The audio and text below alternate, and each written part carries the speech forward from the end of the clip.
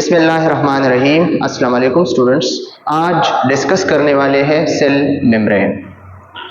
ये हमारे पास एक ऐसा टॉपिक है, जितने भी एमडीकेट या ईटा या हमारे पास नम्स या कैम्यूकेट टेस्ट होते हैं ना, तो इसमें इससे कम से कम 5 to 6 एमसीक्यूज आते हैं। तो आज इस टॉपिक को हम डिस्कस करके फिर इसमें जो एमसीक्यूज होते हैं और जो पास्ट पेपर्स एमसीक्यूज होते हैं, तो इसको हम मेंशन करेंगे कि ये एमसीक्यूज हमारे पास्ट पेपर में आ चुके हैं। तो ये वीडियो आप देखेंगे ना, तो इंशाल्लाह आप लोगों का टॉपिक कवर हो जाएगा। फिर इसके बाद आप बुक को रीड करेंगे और बुक रीड करने के बाद जो है आप सबको जितनी भी पॉइंट्स है, जितनी भी एमसीक्यूज है, तो आप लोगों को मिल जाएगा। ठीक है, तो चलिए स्टार्ट करते हैं। आज डिस्कस करते हैं cell membrane. Cell membrane also called plasma membrane. आप सबको पता होना चाहिए कि जितने भी प्लांट सेल्स होते हैं, तो प्लांट सेल्स में फर्स्ट बाउंड्री हमारे पास जो है सेल वॉल होता है। तो सेल वॉल ऑलरेडी हम डिस्कस कर चुके हैं। और जितनी भी एनिमल सेल्स होते हैं, तो इसमें फर्स्ट बाउंड्री जो होते हैं सेल मेम्ब्रेन या प्लाज्मा मेम्ब्रेन होता है। सही है। अब हम डिस्कस करते हैं कि what is the rule of plasma membrane. Plasma membrane का रूल्स क्या है? तो इसका रूल्स ये है कि एनिमल सेल्स में मुख्तलिफ किस्म के न्यूट्रिएंट्स, मुख्तलिफ किस्म की चीजें बाहर से अंदर की तरफ जाते हैं सेल में। ठीक है, तो ये किस वजह से होते हैं? ये इस सेल मेम्ब्रेन को क्रॉस करते हैं। याद रखना, अगर ये सेल मेम्ब्रेन नहीं होता तो सेल का शेप नहीं होता, सेल का शेप नहीं होता और हर किस्म की चीजें जो है सेल के अंदर चले जाते फ्रीली, तो सेल सरवाइव नहीं कर पाता। तो ये सेल मेम्ब्रेन इसलिए बहुत ज्यादा जरूरी है। लेकिन याद रखना, जो प्लांट सेल्स है, तो प्लांट सेल्स में ये सेकंड नंबर पे होता है। पहले सेल वॉल, फिर बाद में सेल मेम्ब्रेन। और जितने भी एनिमल सेल्स होते हैं, तो फर्स्ट बाउंड्री पे सेल मेम्ब्रेन या प्लाज्मा मेम्ब्रेन होते हैं। ठीक है, तो चलिए डिस्कस करते हैं what is cell membrane. A thin, delicate, elastic and semi-permeable membrane। ये हमारे पास क्या है? thin, delicate and semi-permeable। semi-permeable membrane। Student ये याद रखना है, ये बहुत ज्यादा इंपॉर्टेंट पॉइंट है। What is semi-permeable membrane? Semi permeable membrane या परमिएबल मेम्ब्रेन। परमिएबल मेम्ब्रेन वो होता है जिससे जितनी भी न्यूट्रॉन्स, जितनी भी पार्टिकल्स, चाहे चार्ज हो अनचार्ज हो, सब इससे पास होते हैं परमिएबल से। और जो सेमी परमिएबल मेम्ब्रेन होता है, तो इससे कुछ पार्टिकल्स पास होते हैं जिसको सेल को नीड हो, और सेल को जिसका नीड नहीं हो तो वो पास नहीं करता। सही है, तो ये हमारे पास semi permeable membrane. Semi permeable membrane का क्या मतलब है? वो मेम्ब्रेन जिससे बाज पार्टिकल्स पास होते हैं और बाज पार्टिकल पास नहीं होते हैं। तो सेल मेम्ब्रेन हमारे पास एक सेमी परमिएबल मेम्ब्रेन है। ये हमारे एमसीक्यूज में आ चुका है। ठीक है, 2026 ईटा 2016 सॉरी। ठीक है, याद रखना कि सेल मेम्ब्रेन हमारे पास क्या है? ये एक सेमी परमिएबल मेम्ब्रेन है। ठीक है, ये पॉइंट भी आप लोग याद रखिए। Cell membrane also present in all types of cells. जितने भी सेल्स होते हैं ना दुनिया में, तो इन सब में सेल मेम्ब्रेन मौजूद होते हैं। ये पॉइंट भी याद रखिए। सेल मेम्ब्रेन का जो डायमीटर है ना, सेल मेम्ब्रेन का डायमीटर, तो ये हमारे पास क्या है? ये हमारे पास 7 नैनोमीटर इन डायमीटर है।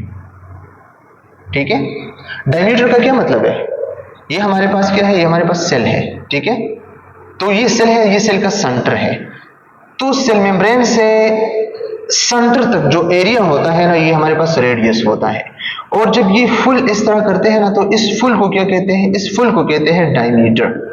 ठीक है, तो सेल मेम्ब्रेन का जो डायमीटर है ना, तो वो कितना है? 7 नैनोमीटर है। ये आप लोगों ने याद रखना है। अब चलिए डिस्कस करते हैं सेल मेम्ब्रेन का जो कंपोजिशन है, जो पेपर पॉइंट ऑफ व्यू से काफी इंपॉर्टेंट है।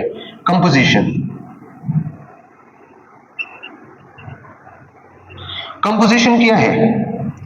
सेल मेम्ब्रेन जो है, इसका कंपोजिशन है हमारे पास प्रोटीन। सही है, हमारे पास इसमें लिपिड्स हैं, और नंबर 3 हमारे पास जो है इसमें होता है कार्बोहाइड्रेट, इसको हम डिस्कस कर दें। अच्छा, प्रोटीन हमारे पास जो है इसमें 60 to 80% होते हैं, ये याद रखना है पेपर पॉइंट ऑफ व्यू से, एमसीक्यूज पॉइंट ऑफ व्यू से। और कौन से वाली प्रोटीन होते हैं? ग्लोब्यूलर प्रोटीन, ये भी आप लोग याद रखिए, ठीक है। और लिपिड्स हमारे पास होते हैं 20 to 40%, 20 to 40% लिपिड्स होते हैं, और फॉस्फोलिपिड्स के फॉर्म में, ये याद रखना है, फॉस्फोलिपिड्स के फॉर्म में याद रखना, ठीक है। पेपर पॉइंट ऑफ व्यू से आप लोगों ने याद रखना है। फिर हमारे पास कुछ कार्बोहाइड्रेट्स होते हैं, तो कार्बोहाइड्रेट्स में हमारे पास ज्यादा तौर पे जो है कंजुगेटेड फॉर्म में मौजूद होते हैं। किस फॉर्म में? कंजुगेटेड फॉर्म में, ठीक है, कंजुगेटेड फॉर्म में। और तकरीबन ये बात बुक्स कहते हैं कि 1% होते हैं, ठीक है। और कंजुगेटेड फॉर्म में जो होते हैं तो कौन कौन से होते हैं? ग्लाइकोलिपिड्स, ग्लाइकोप्रोटीन, ग्लाइकोलिपिड्स ग्लाइकोप्रोटीन के फॉर्म में ये मौजूद होते हैं, ठीक है। तो ये है इसका कंपोजिशन, प्रोटीन, लिपिड्स और कार्बोहाइड्रेट्स। फिर हमारे पास जो पॉइंट्स होते हैं ना, तो इसमें जो इंपॉर्टेंट पॉइंट है तो ये है कि सेल मेम्ब्रेन पे नेगेटिव चार्ज होता है, सेल मेम्ब्रेन पे नेगेटिव चार्ज होता है। ये एमसीक्यूज हमारे ईटा में आ चुके हैं, ठीक है, 2018 में या 2017 में।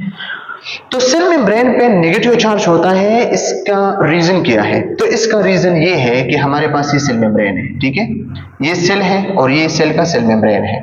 तो आप सबको पता होना चाहिए कि हमारे पास resting membrane potential, resting membrane potential आगे हम डिस्कस करेंगे नर्वस सिस्टम में, ठीक है। तो रेस्टिंग मेम्ब्रेन पोटेंशियल आरएमपी और दूसरा है एएमपी, ठीक है। लेकिन हम आरएमपी को डिस्कस करते हैं। आरएमपी में क्या होता है? आरएमपी में सेल से बाहर जो है त्रिसोडियम एटम्स बाहर निकलते हैं, ठीक है, और इसके बदले में 2 पोटेशियम जाते हैं। तो 3 सोडियम बाहर जाना, 2 पोटेशियम अंदर की तरफ जाना। तो आप सबको पता होना चाहिए कि पॉजिटिव चार्ज अंदर से बाहर की तरफ चला जाता है, और बाहर से जो चार्ज जाता है तो वो कम है। तो ज्यादा पॉजिटिव बाहर और कम पॉजिटिव अंदर। तो जरूरी बात है कि सेल के अंदर क्या पेश होगा? Negative membrane potential, sorry negative charge. तो आरएमपी रेस्टिंग मेम्ब्रेन पोटेंशियल, और ये हमारे पास है -70, ठीक है, ये आप लोगों ने याद रखना है। तो ये पॉइंट भी डिस्कस चले। अब हम सेल मेम्ब्रेन के स्ट्रक्चर को डिटेल के साथ डिस्कस करते हैं। इसमें मुख्तलिफ किस्म के मॉडल्स पेश हुई है, 4 to 5 मॉडल्स है, ठीक है। फिर इसमें जो मोस्ट एक्सेप्टेबल मॉडल है और इम्पोर्टेंट है तो वो फ्लूइड मोज़ेक मॉडल है।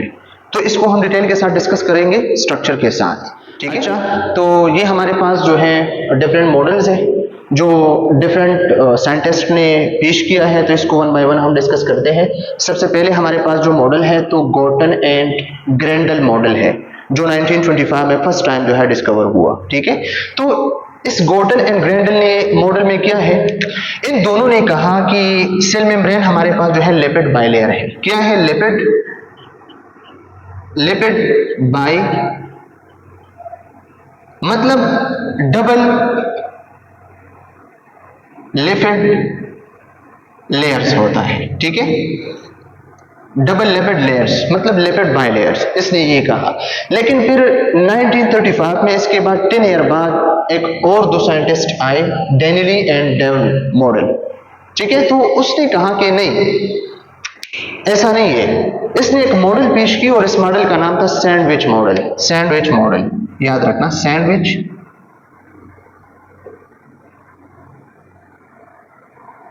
मॉडल याद रखना है। सैंडविच मॉडल किसने पेश किया है? डेनियल एंड डेवन मॉडल 1935 में, ठीक है।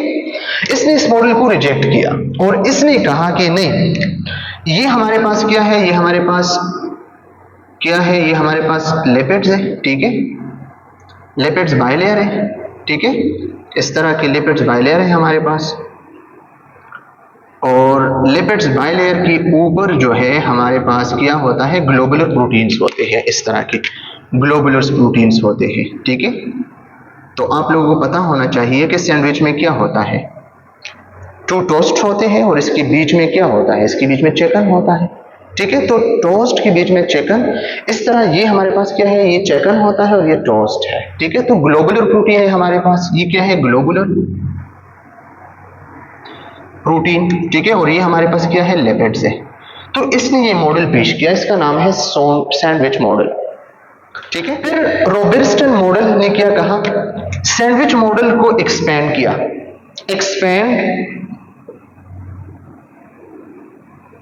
सैंडविच मॉडल, ट्राइलिमिनर स्ट्रक्चर के बारे में इसने बात की। ट्राइलिमिनर क्या होता है, ट्राइलिमिनर लेयर स्ट्रक्चर, मतलब 3 लेयर्स, इसने 3 लेयर्स की बात की। लेकिन फिर इसके बाद फ्लूइड मोज़ेक मॉडल 1972 में पेश हुआ और इसने इन तीनों मॉडल्स को रिजेक्ट किया।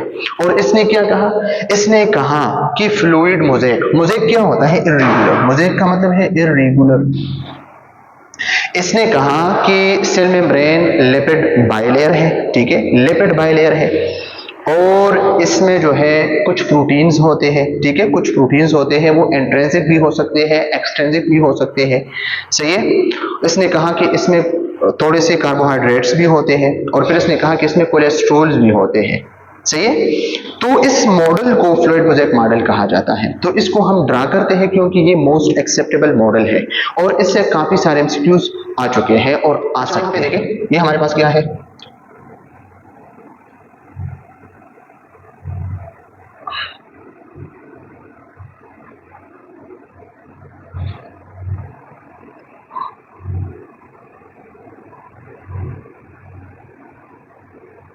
यहाँ पे स्टूडेंट देख सकते हैं, ये हमारे पास क्या है, हमारे पास लिपिड बाइलेयर है। लिपिड बाइलेयर 2 लेयर्स है ना, एक ये है एक ये, और इसमें जो है फिर बाद में इधर जो है कुछ प्रोटीन्स होते हैं। ठीक है, ये कुछ प्रोटीन्स होते हैं, यहाँ पे आप देख सकते हैं।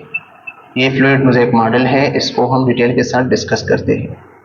ये आप देख सकते हैं, ये प्रोटीन्स है। ठीक है, ये क्या है, ये हमारे पास प्रोटीन्स होते हैं। ठीक है, तो ये हमारे पास क्या है, लिपिड बाइलेयर है। ये क्या है, ये हमारे पास लिपिड्स,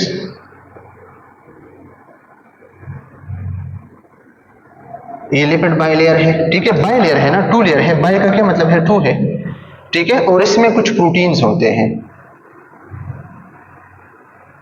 प्रोटीन, और इस प्रोटीन का क्या नाम है, जो बिल्कुल लिपिड बाइलेयर के अंदर ही होता है, इसको कहते हैं इंट्रिंसिक प्रोटीन। इंट्रिंसिक प्रोटीन या इंटीग्रल प्रोटीन, इसको क्या कहते हैं, इंट्रिंसिक प्रोटीन और इंटीग्रल। याद रखना, paper and MCQs point of view से। ठीक है, फिर कुछ प्रोटीन्स होते हैं जो इस तरह यहाँ पे होते हैं या इस तरह के होते हैं। ठीक है, तो इस प्रोटीन्स को कहते हैं एक्सट्रिंसिक प्रोटीन, इसको कहते हैं एक्सट्रिंसिक प्रोटीन, या इसको कहते हैं पेरिफेरल प्रोटीन। इसमें कुछ अमाउंट होता है कार्बोहाइड्रेट्स की भी। ठीक है, कार्बोहाइड्रेट्स की भी कुछ अमाउंट होता है और कुछ कोलेस्ट्रॉल्स भी होते हैं। तो ये है हमारे पास फ्लूइड मोज़ेक मॉडल, इसको हम डिस्कस करते हैं। अब स्टूडेंट्स यहाँ पे क्वेश्चन ये है कि प्रोटीन्स का क्या काम है। तो ये जो इंट्रिंसिक प्रोटीन है ना, जो इंटीग्रल प्रोटीन है, तो ये इंटीग्रल प्रोटीन एक्ट करता है, एक्ट एज ए कैरियर या चैनल्स या रिसेप्टर्स। अब इन तीनों को हम डिस्कस करते हैं। कैरियर और चैनल्स का क्या मतलब है, मुख्तलिफ किस्म के, फॉर एग्जांपल ये सेल के अंदर है, इंटरनल एनवायरनमेंट है और ये एक्सटर्नल एनवायरनमेंट है। ठीक है, तो एक्सटर्नल एनवायरनमेंट से कुछ ना कुछ सेल के अंदर चले जाते हैं, तो कहां पे जाएगा, कहां पे जाएगा, ये गेट ओपन हो जाएगा और अंदर की तरफ चला जाएगा। तो ये हमारे पास कैरियर या चैनल्स होते हैं। इसमें कुछ रिसेप्टर्स भी होते हैं। रिसेप्टर्स क्या करता है? रिसेप्टर्स ये करता है कि बाहर से कोई मैसेज आ जाए तो ये इसको रिसीव करते हैं और इसके रिसीव होने के बाद ये न्यूक्लियस तक बात पहुंच जाता है। तो ऐसा रिसेप्टर भी ये काम करता है।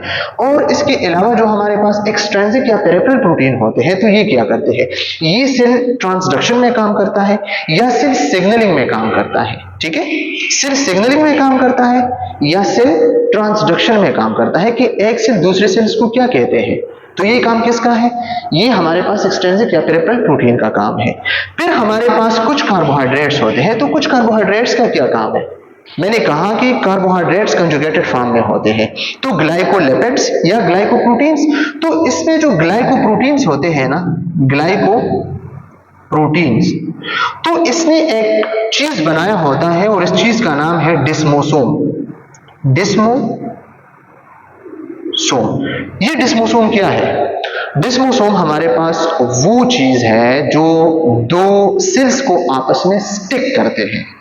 फॉर एग्जाम्पल, ये हमारे पास एक सेल है, ये हमारे पास दूसरा सेल है। तो ये जो दूसरा सेल इस फर्स्ट सेल के साथ अटैच हुआ है, तो किस चीज की बेस पे अटैच हुआ है? ये डिस्मोसोम की वजह से अटैच हुआ है। और डिस्मोसोम बाय नेचर क्या है? ये बाय नेचर कंजुगेटेड फॉर्म है, ग्लाइकोप्रोटीन है। तो पेपर पॉइंट ऑफ व्यू से और एमसीक्यूज पॉइंट ऑफ व्यू से ये आप लोगों ने याद रखना है। ये ऑलरेडी एमसीक्यूज आ चुका है, ठीक है। और ये भी आ चुका है एमसीक्यूज में कि इंट्रिंसिक या integral protein carrier channel receptors की तरह काम करते हैं। ये भी हमारे पास जो है पेपर में आ चुका है। और ये कोलेस्ट्रॉल या लिपिड्स क्या करता है? ये सेल मेम्ब्रेन के स्ट्रक्चर को क्या करते हैं? इसको सपोर्ट करता है, इसको फ्लेक्सिबल बनाता है, ठीक है। ये आप लोगों ने याद रखना है एमसीक्यूज पॉइंट ऑफ व्यू से। तो ये है फ्लूइड मोज़ेक मॉडल। सही, और भी इंपॉर्टेंट टॉपिक्स हैं इसके रिलेटेड। एंडोसाइटोसिस है एंड एक्सोसाइटोसिस है। Endocytosis, exocytosis. एंडोसाइटोसिस का मतलब है कि सेल्स कुछ इंगल्फ करता है बाहर की तरफ से, और एक्सोसाइटोसिस का मतलब है कि सेल के अंदर से कुछ बाहर चले जाते हैं, ठीक है। फॉर एग्जांपल, ये हमारे पास सेल है, ठीक है। सेल ने बाहर से कुछ चीज मंगवाया, तो ये हमारे पास एंडोसाइटोसिस है। ये हमारे पास सेल के अंदर कुछ है, सेल ने बाहर निकलवाया, तो ये हमारे पास एक्सोसाइटोसिस है। ये पॉइंट्स आप लोगों ने याद रखना है। फिर एंडोसाइटोसिस में हमारे पास जो है दो चीजें हैं, याद रखना। एक है पेगोसाइटोसिस, एक है पिनोसाइटोसिस। तो पेगोसाइटोसिस का मतलब है ईटिंग ऑफ सेल कुछ सॉलिड पार्टिकल्स खाते हैं। और पिनोसाइटोसिस का मतलब है कि drinking of sales,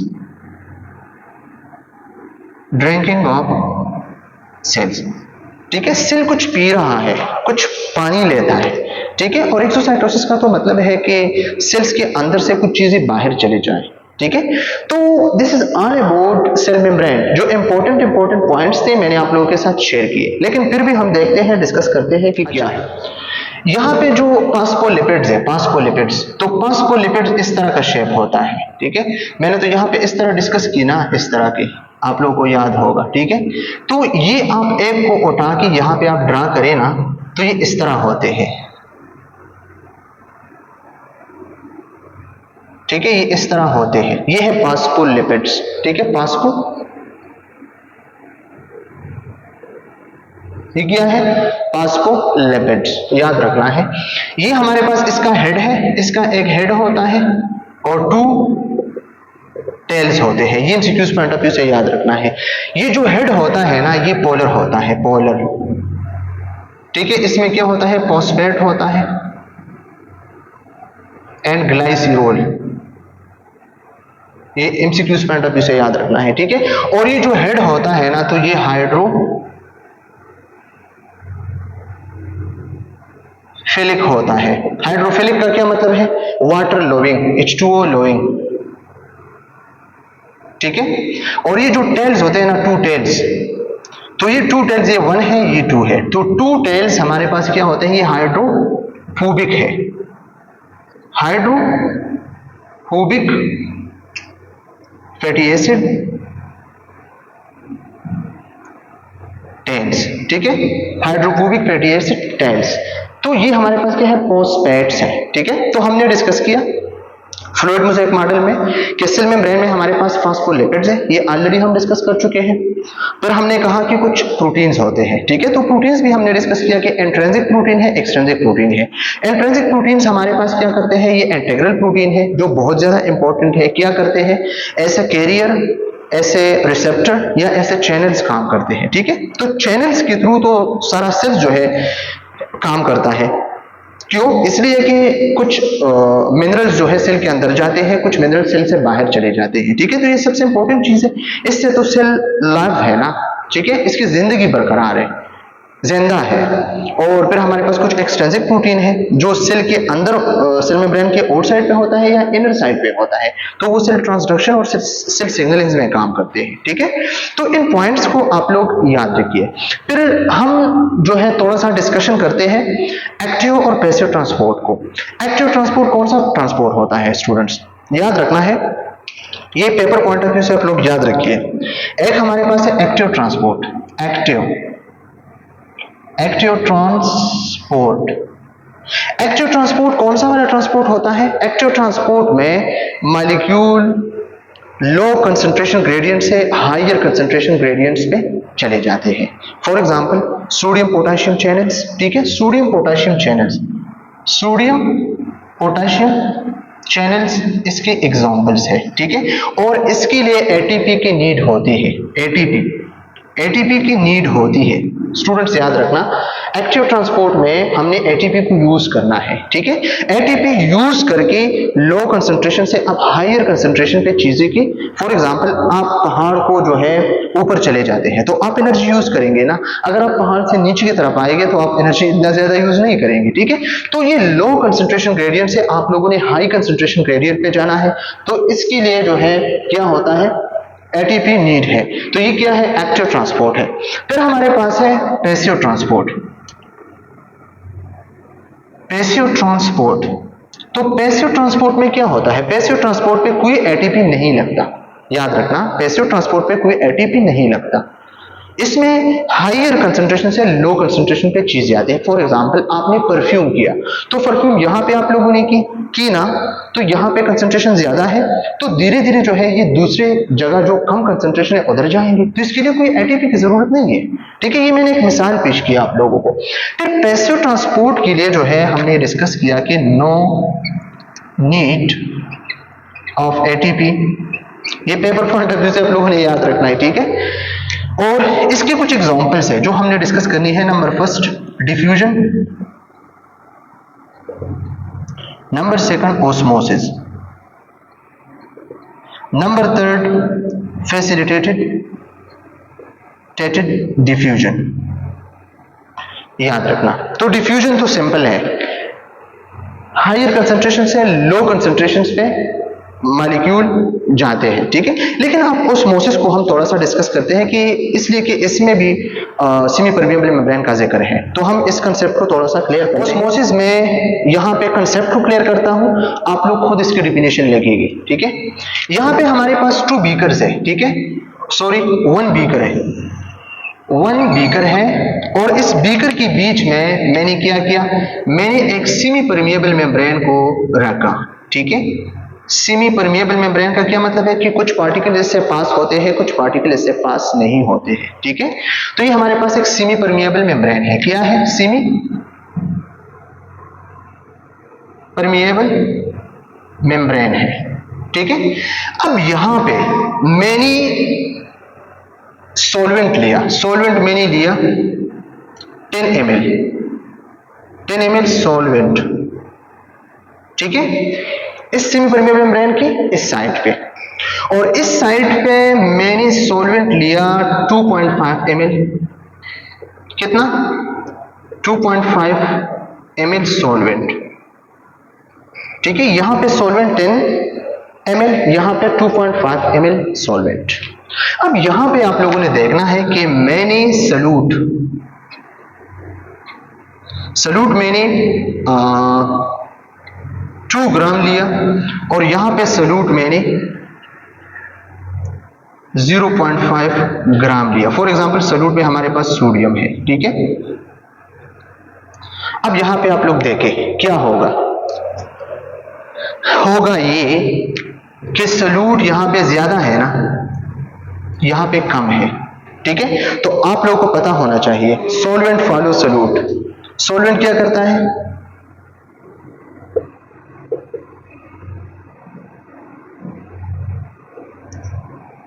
solvent solute को फॉलो करते हैं। फॉर एग्जांपल मेरे हाथ में सोडियम है, या मेरे हाथ में, या मैंने इस जमीन पे नमक को जो है चढ़ाया, तो यहां पे ज्यादा से ज्यादा वाटर आएगी। क्यों? या फॉर एग्जांपल मैं आपको मिसाल पेश करता हूं, जिन लोगों का बीपी ज्यादा होता है, हाइपरटेंसिव होता है, तो डॉक्टर्स को कहते हैं कि आप नमक का इस्तेमाल ना करें। क्यों? जब आप ज्यादा सोडियम लेते हैं तो इसके पीछे वाटर आते हैं, तो ब्लड वॉल्यूम बढ़ जाता है। तो हार्ट का फार्मूला है, जितना हार्ट को फ्लूइड मिलता है इतना वो निकालता है, तो आपकी बीपी ज्यादा होगी, ठीक है। तो इसलिए डॉक्टर आपको प्रिस्क्राइब करते हैं कि आप लोगों ने कोई नमक नहीं खाना है हाइपरटेंशन में, ठीक है। तो इसलिए आप लोग देखें कि यहाँ पे सोडियम ज्यादा है, यहाँ पे सोडियम कम है, तो यहां से वाटर जो है कहां पे आएगी, इस ज्यादा सॉल्वेंट में, ये कम सॉल्वेंट आ जाएंगे। क्यों? सॉल्यूट की वजह से। सॉल्वेंट ने सॉल्यूट को फॉलो किया, ठीक है। तो ये जो 2.5 ml वाटर है ना, तो ये इस जगह में आ जाएगी, ठीक है, ये यहां पे आ जाएगी। क्यों? सॉल्वेंट ने सॉल्यूट को फॉलो किया। तो ये है ऑस्मोसिस, और ऑस्मोसिस में क्या इन्वॉल्व है, सेमी परमेबल मेम्ब्रेन इसमें इन्वॉल्व है। तो अब इसका डिफिनेशन क्या हुआ, डिफिनेशन आप खुद जो है बनाए। The movement of